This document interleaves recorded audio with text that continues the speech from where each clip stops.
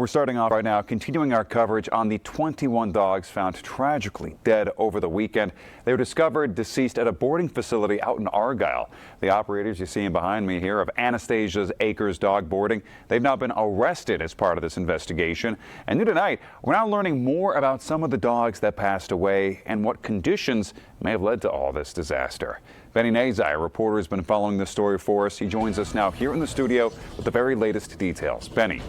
Well, Steve, the Washington County Sheriff's Office says Robert Palulis and Anastasia Palulis did not provide adequate water and ventilation for the dogs at their boarding facility. But tonight, the local pet owners that lost their four-legged friends in this tragedy are still in mourning. This is not something I would wish on my worst enemy. Sherry Lochner of Granville was the owner of Daisy, a super mutt that was just over a year and a half old.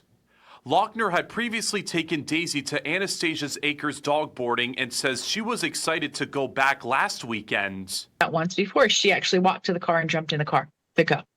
And when we got there, she was very excited to go with Anastasia and go play with her friends in the back. But on Sunday morning, Lochner received the devastating news from the Washington County Sheriff's Office that her beloved Daisy had died at Anastasia's. I will be perfectly honest, I was in shock. I'm still somewhat in shock. I couldn't believe it. I could not believe it. There was no way it could be happening, but unfortunately it did.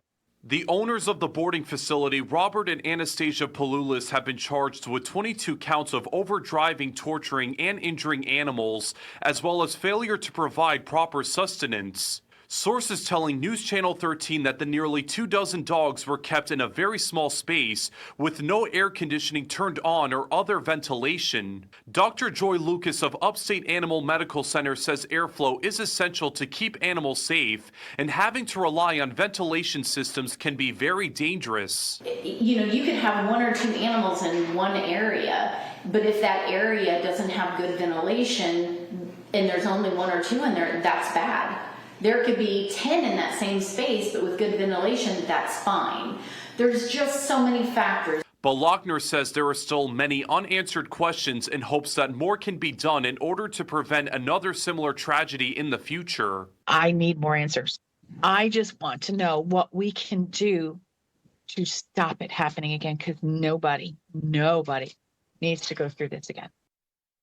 Meanwhile, Robert and Anastasia Palulis have been released and are expected in the Argyle Town Court at a later date. Steve, back to you. Now, difficult story to report on there. Thank you, Benny.